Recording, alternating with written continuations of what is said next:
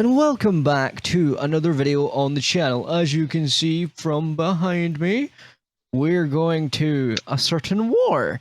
And today I have another guest. No, I'm joking. It's a returning feature at this point. It's MMAKINGKREESEJR. What's going on, folks? Anyway, as you can tell by the background of this video, today we're going to be covering and reviewing Captain America Civil War. And the reason why we wanted to change it up a little bit and go to Marvel is because why the hell not? So anyway, I would like just to get straight into this, so let's just jump right into it. So for me, the Captain America Civil War starts off with a really good strong opening. You know, we see from the get-go that obviously they're on a mission, they're all undercover. You know, there's Cap, there's Wanda, there's Black Widow, and obviously there is the menacing Crossbones, and obviously you see him. And so basically they're on this underground sort of mission to try stop what Crossbones is trying to get up to. And of course it doesn't go all too well, and Wanda screws up and nearly unalives about 500,000 people. So you can already tell where this movie's already going. So the opening, I would say, is really good. It's like a very good opening for an MCU movie. It's probably one of the better openings of an MCU movie I've seen. As well as that, it's just good to establish that obviously it's just getting straight back into the story, and obviously that's a thing that we don't normally see when it comes to movies, especially now, is that it just starts straight off the bat. There isn't any build up, there isn't any like explanation. Like when you go into this, they expect you to have seen the rest of the Avengers and Marvel movies. So what about yourself, Danny? What was your sort of thoughts on the opening? Yeah, I agree with you on this one 100%. Like, I think this is one of the best Marvel openings, if not the best, or whatever. I mean, they went straight to the point. Like, of course, with Bucky's flashback, with that one with like killing off Tony's parents. Spoiler alert! If you haven't seen it, 2016, you already know when you come over here. Spoilers. Yep. Anyway, and then like of course they're in Nigeria, Lagos, Nigeria. They're doing a secret mission to stop Crossbones. I love the scuffle between him and Captain America. Of course, he kind of gave Captain America a little bit of fight, but Cap was kind of holding back. He kind of does hold back on some people, but overall, it sets the tone of the movie. Of course, Wanda destroys buildings and also people at the same time. Her doing a mistake or whatever, and it sets the tone of the movie, of course. And that brings us to Tony's story, so I guess we could dive into that part too. Yes, of course. So obviously going into the story, Tony is obviously he's at MIT. He's setting up this grant for everybody and all their projects, and Tony's been the upstanding guy that he is. But within the process of that, whilst he goes away from the stage, the Dean from Community is in this movie for some strange reason, and I thought that was quite funny. I found him quite funny. And he's like, I've got this idea for a hot dog, and obviously Tony's like, yeah, whatever, dude, like, shut up. And then a woman's like, oh, sorry about the Pepper Potts things, because obviously Gwyneth Paltrow couldn't be in this movie, so, it was a tough spot for him and things. And then he comes across this nice woman of color, and, he's like, oh, so like, what floor are you going to? And she's like, oh, I'm right where I want to be. And, they start doing the whole, like, guilt trip. Like, oh, this was my son. He was in this area when yous were doing this. And he's now dead. And I blame you for it. And, making Tony feel guilty. And because of that, obviously, Tony feels like there's a sort of lesson to be learned from it. And so this is what kicks off the entire plot of Civil War. So what about yourself, Danny? So basically getting into Tony's story, of course, he's going over, like, replaying his vision. He's a little bit not over his parent. He's over his parents' death, but he's not really over his parents' death a little bit, because it kind of replays it every single time or whatever. Of course, like, I think Gwyneth Paltrow couldn't make it to this movie. I think she was doing other movies too at the same time or whatever. Newsflash, hey, not everybody wants to be in the MCU movie all the time or whatever, but they're going to the elevator or whatever, and I forgot the name of the actress, but she's been in so many movies, so many like big movies, of course. But anyway, she also was actually the mayor and Luke Cage, another MCU series or whatever. She played Mariah. I'm gonna call her Mariah because that's the way. That's how I can remember Mayor Mariah or whatever. She was in this movie, and like of course her son was got killed in the second Avengers movie with Age of Ultron. She was happened to be in the crossfire when the Avengers were trying to save Sokovia, and Tony basically had this guilt or whatever, and he proceeded to be sort of like a, how can I say it, a Karen type of character in this movie. I think you might agree with this. Agree with me on that one. Definitely. He was kind of feel like that character. He's kind of feel like that person in real life where you're like, they think they're doing something for the right reason, but you're like, can you shut up? I don't care. Sort of attitude in this movie. Yeah, for sure. But yeah, so obviously moving on from that, of course, basically Captain Douche Canoe from the Incredible Hulk shows up, and he's like, "Oh, the countries are blaming you because of this going down," and no one likes him anyway. He's an absolute pleb. Like seriously, like anybody with a mustache in these movies just seem to automatically be a douche canoe, which is quite funny. So, obviously he's like, "Oh, we need to put this in state." So obviously Tony's like, "I think it's a great idea because we need to limit ourselves so that we don't become the bad guys." And then obviously Steve is like, "Are you nuts? The minute you give them that power, they can do whatever they want with us. You're giving up our freedom because you feel bad that sadly we can't always save every single life," which is a very important lesson for this movie that Rogers is telling everyone. It's like, yeah, we're heroes. We're there to save the day, but we're not able to save everyone. We can try, but it's not always possible, even with superpowers. And it's a really good moral story and a very good moral lesson for a lot of people, because some people have a hero complex.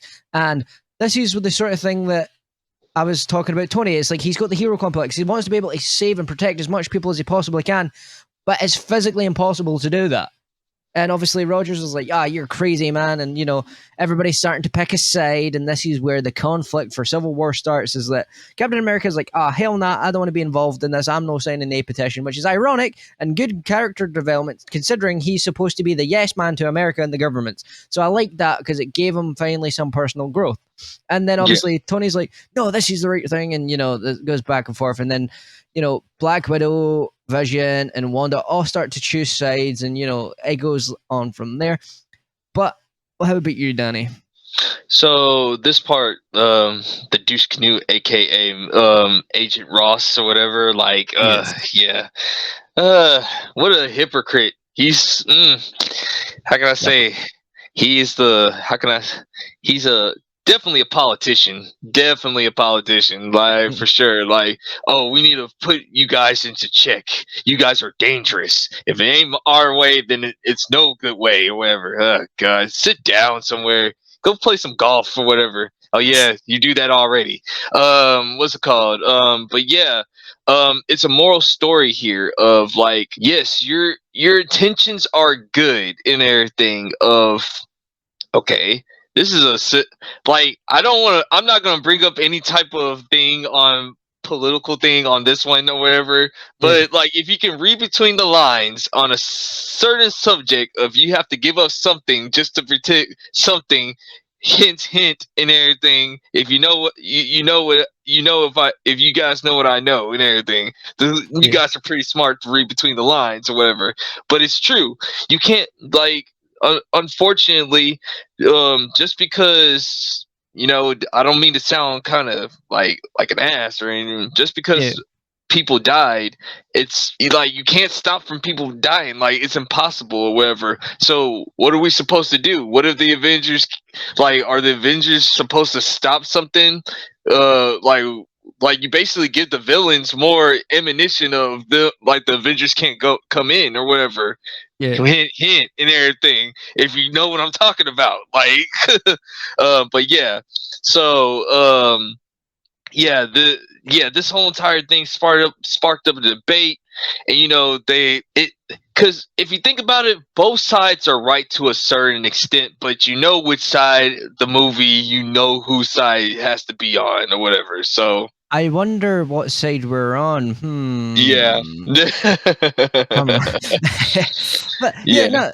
See, the thing for me about this movie, especially, is that the reason why I find it so funny is because this is the first time you can sort of dislike Iron Man for his decisions in this movie, because Yeah. everything he does doesn't make any logical sense, and it seems a bit more out of character for Tony. But that's what I like about it, is that they're trying to show that he's trying to grow from the arms dealing son of a gun that Yeah. he used to be, you know. But Yeah. half the time you're watching this movie, you're going, why aren't you listening to Cap? Why are you moaning about everything? Why are you doing this? You know, I was like, Yeah. I never truly understood a lot of his motives, and like I understand he misses his parents and all that stuff, but remember, this is Iron Man, not Batman, so you know Yeah. he should be able to move on from that. You know, like I get it, it's what they needed for the conflict, but it was good still. It was still good. Like I really enjoyed that. Also going from then on, obviously there's a big meeting held, and obviously Buckybarnes, the main man, the Winter Soldier, shows up, and this is where we get to see Black Panther for the first time. And T'Challa is obviously not so happy because his dad goes happy happy bim bim, and of course no one would be happy at that. You know, I had to phrase it like that because obviously in YouTube you can't say the other words for it, so that's why I'm saying it like that. But Yeah. of course he's upset, you know, and Nat is obviously upset that obviously Cap didn't want to come and sign the thing, so everybody's got there to sign the thing. But obviously it doesn't go to plan. Something goes happy, happy, boom. And then obviously we find out it was the man Buckybarnes, you know, Steve Rogers' best friend. And so obviously him and Sam see this all in the news and they're like, oh no, what are we gonna do? Like, oh no. And obviously, you know, Steve, he shows up, and obviously Nat is like, you better not do anything stupid. And he's like, yeah, totally not, whilst completely watching her from afar. Yeah. Also, I also like how you pointed out is like, one of the things I've always had issues with superhero movies like Clark Kent, like all it does to like change him is a like pair of specs and a suit, and when it comes to this, it is shades like mine and a hat that I could have put on, but I forgot it would have been a better moment. But a hat on his head, and that's apparently you hiding away from everyone. It's like, I mean, you just cause more. It's first of all, you're wearing a coat, some glasses, and a hat, and it's like over 90 degrees, bro. You are like sticking out, like You're drawing attention, if anything, yeah. um, So what about you? What was your sort of thoughts on this sort of particular scene? oh man, so of course, our man, the rightful king to the throne, T'Challa shows up in this movie. Like, Yep. him and Papa T'Challa was up in this movie, of course, making, deals for like trying to put the Avengers on the actual council, because I can't use the other term, but it begins with a G and ends with control. I call this superhero control. So yeah, that's my new code word, superhero control and everything. So we have superhero control going on here. About to, like, all the Avengers are about to sign this document, and happy bappy boom boom. King Papa Chala passes away due to the explosion, and of course, Prince T'Challa, now aka King T'Challa, has picking up the mantle of Black Panther. Like, by default of his father passing away, he's the rightful king to the throne, and he wants revenge for the person who did this to him. Of course, getting into the story of, like, they believe that Bucky did it because of his past stuff of him being the Winter Soldier. What's it called? Steve, as a good friend, he's looking at Sam like, bro. He's like, Sam is basically looking at him. I'm with you, bro. Let's go get them and everything. Let's go. Like we're doing this thing. So, but yeah, man. I think the intro to the with new characters, that was cool, man. So Yeah. And then going from there, obviously it's like the fallout. Then Rogers is chasing after Bucky, and he finds him at his own house, and he's like, "You better run!" Like, dude, do you remember who I am? He's like, "I read you in a museum." Obviously, trying to pretend that he doesn't remember Steve.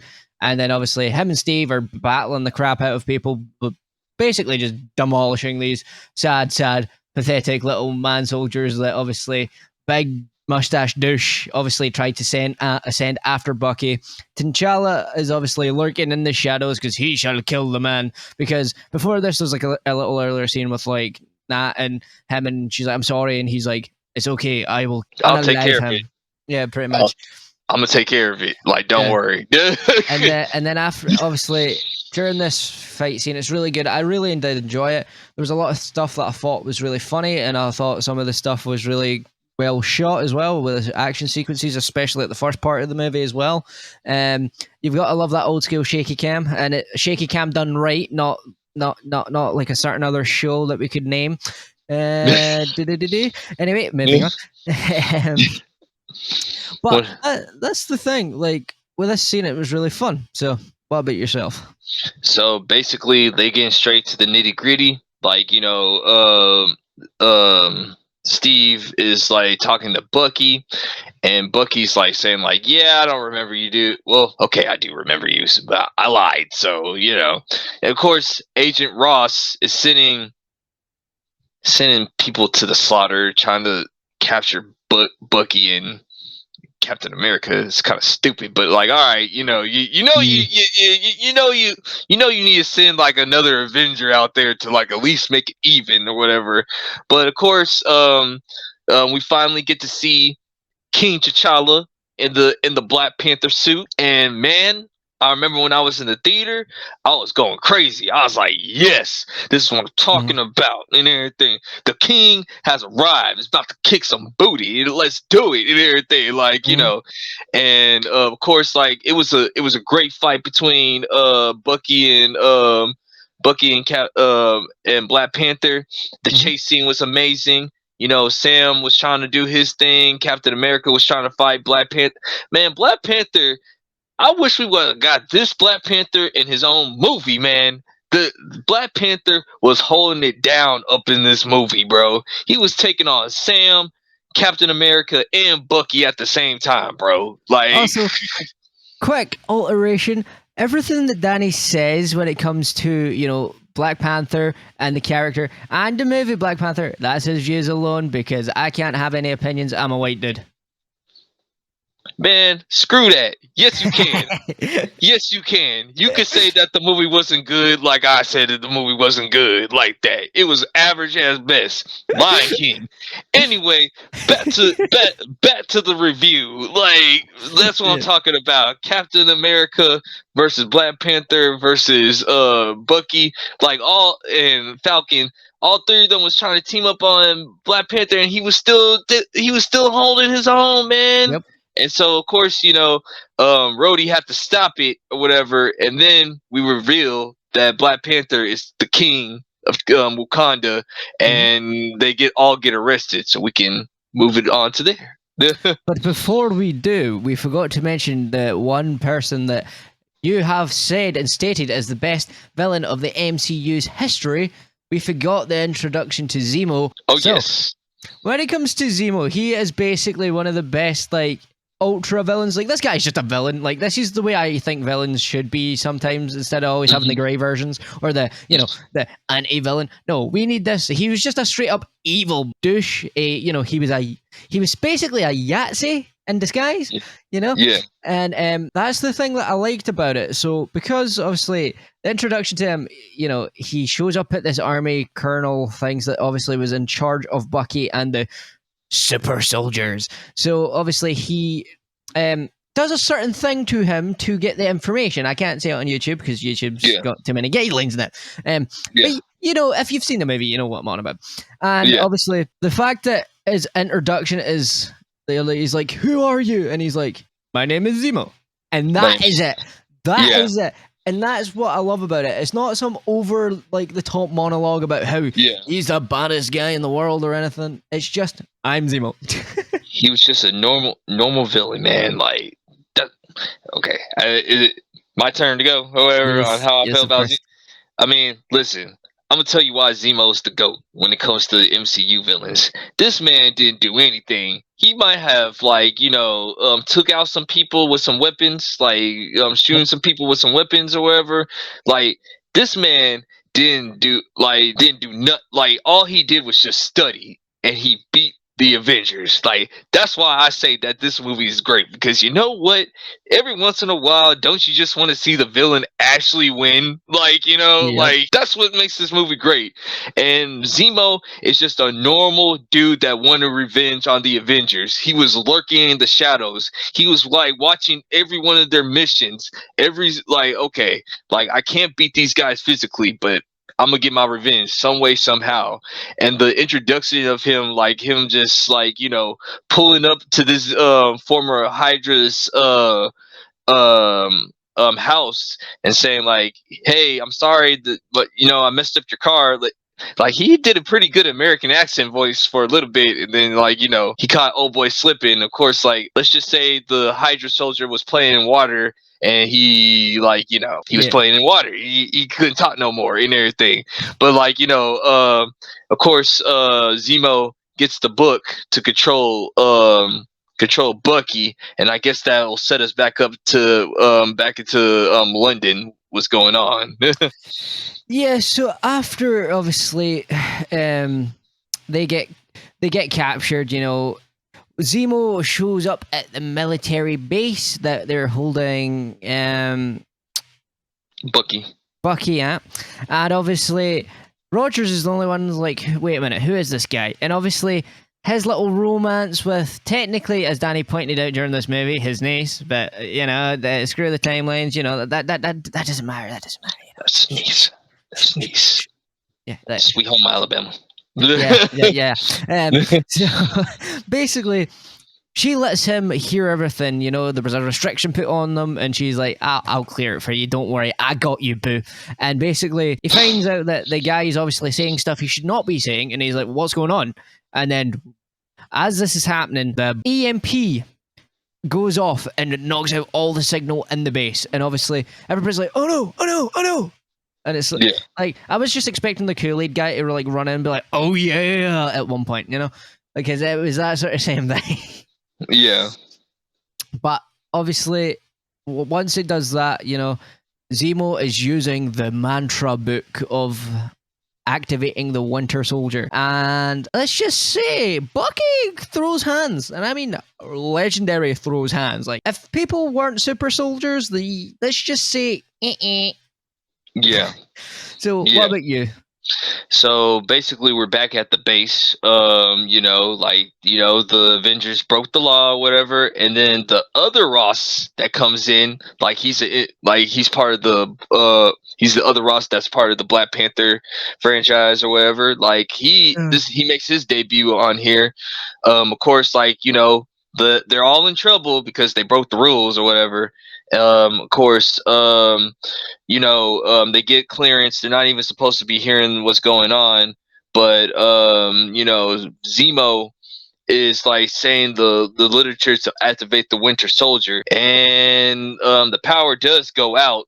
So this is not good for anybody. Like, this is not good. Like, you got Rogue Bucky in Winter Soldier mode. Like, a couple of nations are screwed if this guy gets a hold of, like, whatever, gets a hold of any type of power or whatever. So he escapes his prison or whatever. Of course, once he escapes, he was throwing hands with everybody. Like, you know, he was fighting Natasha, he was fighting Tony, he was fighting T'Challa, he was trying, like, Steve was trying to stop him, like, everybody was trying to stop him or whatever. Of course, like, he tries to steal a helicopter, and of course, when he steals the helicopter or whatever, like, you know, Steve grabs a hold of it, And like this is more believable than another franchise, aka Fast and the Furious, when the Rock's arm should have been ripped off. By the way, I'm just saying, Captain America, because of super soldier serum, he pulled it down, and they do a little bit of recall back to the Winter Soldier instead of Bucky saving Cap saves Bucky out of the water just to get him out of that mindset of trying to destroy people. So Yeah. And then going on from this, like what we're going to do is we're going to start going on to more of our favorite bits, because we're getting really close to like the middle part and then the end anyway. So I think it would be a good way to do it. So basically after this scene, this is when everybody's starting to, choose a side, and everybody's obviously, I've got to go get a recruit. So Clint goes and rescues Wanda. Vision gets upset and crushed because Wanda legit crushes him, but it is what it is. And then, of course, Tony, the main man himself, goes and gets one of my favorite parts of this movie. The main man himself, the first time we ever saw Tom Holland's Spider-Man. And for me, that was a really good scene, because it was so funny, because you don't know who this kid is. Like, obviously, going into the movie, we knew that Peter was going to be in it, but if you weren't like a Marvel fan in that regard, you were just like, why the hell is this kid here? And all of a sudden you're like, no way, that's Spider-Man, no way. And obviously as Aunt May, obviously everybody always says that she's too attractive and she's so young to be Aunt May. Dude, she's the same age as most of the Aunt Mays. The only difference is she's aged like fine wine. I'm sorry, it's just a fact. It's not her fault. She's good looking for her age. I know you would have preferred some old wrinkly woman, but to be fair, it makes more sense because she's an auntie to him. She wouldn't be too much older. Like, yeah, she's going to be older, but she's not going to be so old to the point where she's rolling around in a wheelchair. Like, chill out, guys. So, just a little bit on that. But obviously, we get to see, obviously, Aunt May and Tony's clearly trying to rizz up, obviously, May Parker is hilarious as hell. And he's like, yeah, remember, you applied for that grant. And he's like, yeah. And Tony's sitting there winking at him and things. And obviously, he goes into the room and he's like, what grant? I didn't apply for no grant. And you're like, oh my God, it's so Peter. And obviously, you've seen that he had like stolen a DVD player. All of his tech at this point in time is so low powered tech because he's just getting it from dumpster diving. And then, of course, like a G, Tony's just like, this guy's you, isn't he? And he's like, no. That's YouTube. Have you heard of special effects? And he's like, yeah. And then he goes, whoosh. Spider suit falls out, and Peter's like, he's like, no, and he's like, and obviously you find out about the web shooters and all that sort of stuff. We don't have to go more into that because it is a good scene. But that was one of my favorite scenes. And obviously, what about yourself, Danny? What did you think about that scene? I actually did enjoy our boy Iron Boy Jr. at this time. Playing like I like the Tom Holland Spider-Man making his appearance or whatever. I thought that was pretty dope. It was a good banter between him and Peter or whatever. He's like, he was trying to be sort of like Uncle Ben a little bit, but not too much like Uncle Ben. Like he kind of like, yeah. It's like one of my favorite parts about it as well is like, oh, have you ever been to Germany? No, oh, you love it. And he's like, I can't go to Germany, dude. Why not? Why not? I've got homework to do. I'm just gonna pretend that you didn't say that. Like, but it's funny. And he's like, I guess I need to go tell Aunt May we're taking you on a trip. Don't tell Aunt May. Aunt May. It's like, don't tell. He says, yes, Spider-Man. Come on, man. Yeah, man. I thought that was a good moment of like sending the bond up between Tony and Peter going forward and everything on him giving his suit, him being sort of like that. Even though I personally kind of wish that they would have had like a homage to Uncle Ben, basically his Uncle Ben of this story or whatever. So I thought that was pretty dope or whatever. So yeah. So then obviously they're at the airport now, and obviously we find out that who this guy Clint was talking about to Wanda, and who is it but not the man Scott Lang himself, Little Ant-Man. And obviously this is the iconic trailer part. This is the main part of the movie till near the end. And Yes. of course, you hear Cap being like, "Hi, Mr. Lang," and he's like, "Oh man, you're so buff! Like, I love you, Captain America." It's quite funny. Yeah. And then they hear a noise, and they're like, "Ah, it's Stark." So yeah. then everybody's getting ready. Bucky's ready. Everybody's walking up, and Everybody then shoot up. and then obviously Iron Man comes down. Well, Stark comes down and he's like, "Yo, we need to do this. We need to talk about this." And then obviously he's like, "I get sick of this Underoos." And one of the best scenes in this movie, Spider-Man flips into the scene, steals Captain Shield, and he's like, he just looks at everybody in the nice, awesome Stark suit, and then he's like, "How did I do, Mr. Stark?" Typical sidekick behavior, but it's like he's working on it. Oh man, I think this was this is basically the best part of the movie, man. Like, we actually got to see them basically throw the hell down, man. Like, everybody like pulled up. It's like, okay, so we got Team Iron Man here versus Team Captain America over here. Like, yeah, we all they're you're seeing the divide going in front of you. And man, I can remember being in the movie theater. I was like, yo, this is finna happen. This is about to happen. They about to throw down. Let's get it, man. So of course, like, Spider-Man steals the shield from Captain America, and they start like Team Captain America was giving Team Iron Man a run for their money on the first part. There's like they said like, "Yo, what? How is this going down?" Like, okay, so round 1, you could say Captain America won that round. Yeah. But round 2, like, once Tony and the group kind of started to figure it out or whatever, they started to get on working as a team. That's when like Team Captain America was gonna kind of getting beaten up right there. So second round, I had to give it to Team Iron Man right there. Yeah. But then, like, the tiebreaker, I think I'll let you start off on that part because, it doesn't end up like we wanted to. So, yeah. So for me, like, obviously, when it comes to the first rounds and stuff, obviously there's some cool scenes and moments, like Captain America, like, pure, like, battling with everybody. And one of my favorite scenes going into the later half, which is basically the third part, is obviously Spider-Man's fighting with Bucky and Falcon, and Sam's just like, "Dude, no one talks this much during a fight. Like, shut up." And obviously he's like, "You have the right to remain silent," and it's so funny. And then after that, Sam obviously sends him out the window, and then Scott Lang makes himself big, and he's destroying everything, and everybody's going off the rails. And obviously Visions came in at this point, and everybody's battling. And then obviously we see the iconic scene with Spider-Man and Captain America. He's like, "You don't understand, kid." And he's like, "He said that you would say that, ha. He also said to go for the legs."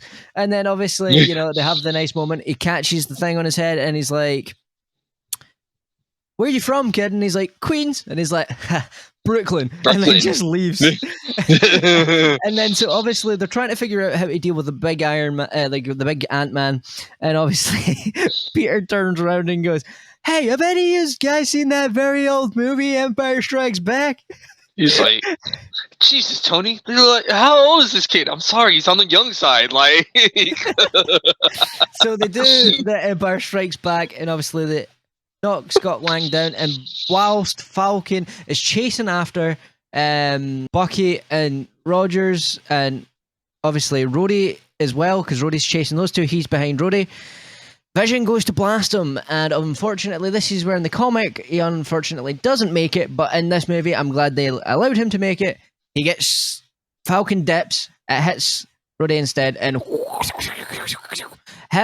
Tony and Falcon are diving down to it, trying to save him, and obviously they don't make it in time. Which I do find funny is that Sam goes, "I'm sorry, Tony," and Tony just goes, just shoots him with a blast, and it was really funny. But I really think this battle scene is one of the best battle scenes in like cinematic history. Like it's just everything about it is just on par. Yeah. Like it's so fast paced, and it's such a good fight. And the same like way Nat and like Clint when he's like, "We're still friends, right?" And they're like, "It depends on how hard you hit me." You hit me. Yeah. Yeah. So on you go. So I was gonna say, like, this part was like, this part was like sad, man. Of course, like, our classic Black Widow, she plays both sides, man. Like, wink to the comics or whatever. She said, like, hey, I said I'll let you get close to Bucky. I didn't say that you could take Bucky. Like, he's like, Hmm. of course, and they escape. Course, like, Vision, he's always gonna be listening to Tony and Rhodey no matter what. Like, those are Yeah. basically his two bosses or whatever. Course, he fulfills the order. He shoots at Falcon, which shout out to RJ, made a great point. The goat. He was saying, like, if Vision would have hit Falcon, he would have like basically, like, hurt Falcon pretty badly, worse than Rhodey or whatever. But, like, Yeah. of course, Rhodey got hit with full impact. Of course, his legs were already broken, but because like, when you're going down at that Hmm. fast of a Velocity. pace, yeah, Velocity. that velocity or whatever, your stuff is already broken, dude. Like, before you even hit ground, your stuff is gone. Like, of course, you just see Tony just mad, bro, because he's seen what happened. Like, Yeah. the thing that Steve was talking about actually happened. Somebody got hurt, Yep. and his best friend got hurt, and now he feels bad about it. So, of course, that was pretty funny when he shot Falcon and Yeah. randomly, and that kind of sets us up to the basically the third part. I mean, the The third half of the ending of Yeah, the movie or whatever. ending of the movie. So Yeah. after this, obviously, Tony eventually actually listens to Cap and then starts to research into this doctor guy. Finds out this is not the real doctor, and he finds out it's this Zemo guy, and he's like, "What the hell?" And then obviously he goes to see all of his friends that he was fighting, and obviously, of course, as Captain America pointed out, Captain Dishcanoe put them in jail cells like they were criminals, and he's like, "Oh no, what have I done? Shit, I've made a mistake." And then, of course, Tony's like, "Tell me where they went. I've distracted them. Like, I've disabled the cameras." And obviously, he finds out, and then he goes to the base, and we see Bucky and Cap get to that base. And when they're in there, they realize that all the super soldiers are there, and they're like, "Oh no, we can't let this happen." Iron Man shows up and catches up with them before they get to Zemo, and obviously they talk it out, and he's like, he can't control it. He's getting controlled. It's not who he truly is, obviously. And Iron Man's like, "Yeah, I know. I've seen what happens, and I've like looked into the guy, and this guy isn't the guy he says he was." And of course, then when they meet up with Zemo, Zemo does the one unbearable thing you could ever imagine. He shows Tony that it was Bucky that was the soldier that got made to take out his parents all those years ago. And of course, Bucky wasn't in control, so I understand why Iron Man was annoyed, but at this point he already knows this, so I don't know why he had an outburst. Of course I understand in the sense of it, that was his parents. So obviously we get the amazing scene of Bucky and Cap beating the living crap out of Tony. Like, don't get me wrong, I love Tony, but he kind of deserved it in this movie. He was acting like a Karen half the movie. So it actually made me quite happy to see that he was getting put in his place a wee bit. Obviously, T'Challa is also there because obviously he secretly got there on the jet, and obviously they find out obviously Zemo's actually the big bad, and obviously it's time to take down Zemo, and obviously they go through that. So what was your sort of thoughts on the ending? So the ending was amazing, man. Like, I felt so bad. I felt so bad for Tony or whatever. Yeah. I felt bad for Cap too, because he had to. You know how you end up in that situation when you have to choose between both your friends, and you Yeah. really don't want to do that. Like, you're like, well, so and so has a point right here, but so and so has a point right here, and like, Yeah. you like, oh dang, so you gotta pick a side. You're like, oh man, I don't want to do this. Like, and then Mhm. the other friend is mad at you because, like, you picked old boy's side or whatever. So, like, it was that type of situation. And man, I mean, Iron Man was holding his own against Bucky for a little bit, but then, Yeah. like, Captain America, like, stepped in, like, he's like, The oh double snap. team. they had to double because the thing was like Iron Man could beat them both. It was like 1-on-1, but they just said like, "Hey man, we ain't gonna beat this dude like straight up by like 1-on-1." Yo, Buck, you remember those things? You remember those drills up in back in the war? Yeah. Hey, let's do it. Like sink. Like they've thrown the shield. Like I think that was like some of the best MCU choreographed fighting scene that I've seen, bro. Oh my goodness. Like they were throwing the shield and then you just see like Iron Man just like fighting back too. Like he's like ding ding ding ding ding ding ding ding like woo. Oh my goodness. It was just so, a chef's kiss. And then like, you know, of course like Bucky gets his arm ripped off from Captain America. I mean, from Iron Man, and then like then they do basically a callback. If you guys watch the first Avengers, like they set this thing up a long time ago that these two have to throw down, like you know, Captain America versus Iron Man, bro, 1-on-1. Boy, Iron Man. Steve whooped your ass, bro. Like, they had to. The computer had to go like critical mode, like ding, ding, ding, ding, ding, ding, ding, ding, ding, ding. So, of course, we get that classic line, you know, because like Captain America, it was looking like he was about to, you know, hurt Tony pretty badly when he raised the shield up or whatever, and then like you know, of course he goes for the core of his chest, and you know, of course like he's about to walk away, and then Tony says that classic line of, "Hey, you don't deserve that shield. My father made that. It doesn't belong to you," or whatever. And you know, you could just see the hurt in Captain America's eyes, and he's saying like, "You know what, Tony? You're right. I don't deserve it." Boom! Like, you know what I'm saying? Like, when I first saw that, dude, I kind of wanted to tear up a little bit because that's some good cinematic history right there, bro. Like, you just see you just see the Empire going down, bro. Like, you know, and you just see, I can't explain it. I'm gonna give it back to you until it comes back to me, man. Like, you know. Yes, so obviously I'll do the rating, obviously, as of right now, because obviously when it comes to the Zemo stuff, obviously near the end, like, you know, it gets stopped, you know. But for me, like, this movie is a solid 9.5 out of 10. Like, I don't know how they could have got an extra like 5 to make it like a 10, but it was the closest to a 10 you could get when it comes to MCU. And obviously there's just so much in this movie that was so cool, like especially near the end, man. Like, it was just a really good ending. So how about yourself, Danny? So of course, like, you know, Zemo doesn't get. I mean, Zemo wins. If you think about it, he wins. Yep. Like he would. Like, I mean, of course, Black Panther doesn't let him like take himself out or whatever. Can't say the word or whatever. He won't let him take his own self out, take his own life or whatever. But like, you know, Black Panther said like, nah, you gotta go to jail, homie. Like, I'm not like death is too easy for you or whatever. But overall, man, I believe that this is the best Marvel movie of all time or whatever. 9.5 out of 10. I wish we could have got like hit that 3-hour mark, but hey, you gotta save it on the budget, right?